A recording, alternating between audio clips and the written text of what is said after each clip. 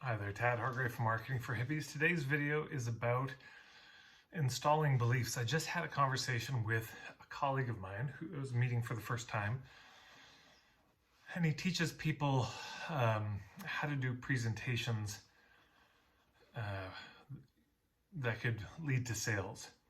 And I was referred to him from another colleague, so we talked for about 45 minutes this morning.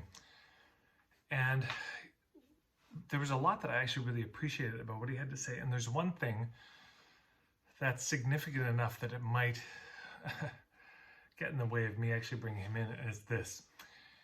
He said, it's important in your presentation early on to figure out what are the three things that your ideal client would need to believe in order to buy from you and to install those beliefs. And so at the end I said, I said, I'm curious, why do you use the word install versus share? And he said, well, I don't know, I hadn't really thought about it. So I guess I just thought about it like you would install something in a computer. And so this is my challenge with the metaphor. And there's lots of different ways of seeing the world, so I'm just sharing mine and making the case for mine and why I have an issue with this framing. So first of all, it frames people as computers who are inanimate and lack any agency or free will or intuition, and that we could just install something that we should, that if we can, that we should, because I know this can help you, so I'm going to install this belief, and if I install this belief, it'll make it easier for me to sell this thing later. And that's part of the challenge is, okay, so you've got these things you think people need to believe, and you are going to install them. Why? Well, because if I install these beliefs, then it's going to make it much easier for me to sell the thing. And we're right back to this is the hidden agenda. In almost all sales training I've ever been through, is everything we're doing is to get them to buy. Why do we install the beliefs? So they'll be more likely to buy. And it's invasive, this idea of installing something that nobody consented to having installed. Now, if I say, could you come and install this thing on my computer, and you install it, that's great. If I came to you as a hypnotherapist and I said, though I don't like that whole framing of installing things, or I don't think that's how it works. But if I were to ask you as a hypnotherapist, could you install this belief in me, and you were able to do it, if it actually worked like that, then I'd be grateful because I asked you to and you helped. Yeah. But when people come to a presentation, I don't think they're coming to get beliefs installed. They're coming to hear you share your case, to make a case for a particular perspective, for a way to solve a problem. And they're very open to that. But this idea that you are going to somehow change their beliefs without their consent, and that's specifically what you're going for, strikes me as disrespectful. And so this would be my alternative. And again, I'm not saying anybody's right or wrong. I mean, obviously I have strong feelings about it, but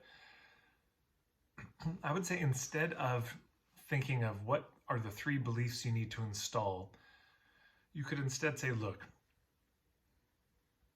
there are three things that before I share what I do, that I need to make my case for. So for example, it might be, look, I know a lot of people think that Facebook ads are dead. And I think that's not true. I think most people are just doing them poorly and haven't kept up with the changes, and they have the wrong goal in mind when they're using them. So here's the case I'd like to make, that Facebook ads are still very powerful in the following ways, and here's the evidence and all that. You can make the case for something. You can try to persuade people about that. But at the end of the day, it's like, well, I've either made my case or I haven't. And metaphorically, instead of trying to reach inside somebody and install something, I think it's more you put it down on the table in front of them and you walk them through. You say, well, here's the three things I put down, and let me just tell you a bit about what went into them, the kind of make, the design, why I think they're so good, why I think they'd be helpful for you in your work. And you make the case for those three understandings, those three premises, those three beliefs. And then people believe it or they don't. You do a good job or you don't. it makes sense for them in their scenario or not. But there's no way we can just install things. I've seen these ads, learn how to hack your customer's mind. And it just seems arrogant. It seems there's hubris in it, this sort of overweening pride, this, I just don't think the mind works like that anyways, that things get quite installed like that. And if they do, would you want to do it? Would you really want to install something? I don't know. It seems like a strange thing to me. So instead of installing beliefs, we can share what we believe. Here's part of why I feel so strongly about it. And this may seem like a jump. And I think as a noun, it's jump. As a verb, it's fairly identical. Before you sell people heaven, you have to sell them hell. Yeah, before you sell Christianity to people, and this is, I understand, one version of Christianity and not the good kind, but the missionaries who came over trying to spread the word to indigenous people, the very first thing they had to do, aside from destroying belief and trust in the elders and the traditions, was to sell this idea of hell and convince people that there was such a thing as hell, and that if they didn't follow this, they would burn in that for all of eternity. So many indigenous people I know grew up, and of course not just indigenous, people all around the world have grown up with this fear of burning in hell. Once you've installed the fear of burning in hell, you can now sell Christianity to them. You can now sell your religion to them. But you have to install that first. And so this conversion mentality, this idea of changing people's minds without their consent, without engaging in a real conversation, to me is so, it's just against everything I believe, I suppose. And we have to come back to the basics, I think. Am I going for the truth of, is this a fit? And just sharing, here's the beliefs I have, and if you don't agree with these beliefs, this is probably not a fit. If you think Facebook ads are just dead and useless, then yeah, obviously this won't be a fit. There are some beliefs that need to be there, but I can't install it in you. But I can make a case, I can share why I think that's true. The Facebook ads are still a good thing. So we can go for the truth of, is it a fit, or we can go for the sale, and we can't go for both. This is one of those things, you can't serve two masters. You can't ride two horses going in opposite directions. You have to choose what you want to do. Are you there to serve them and finding something that's really a fit for them, or are you there to make it a fit for everybody? Who knows? There's a bunch of reasons why it may not be a fit. There's a bunch of reasons why they may not believe what you believe. And that's okay.